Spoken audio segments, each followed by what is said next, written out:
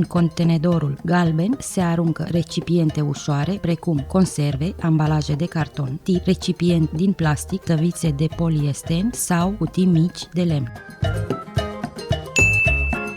Dacă aveți îndoieli cu privire unde să aruncați ceva, consultați site-ul residuonvas.cat.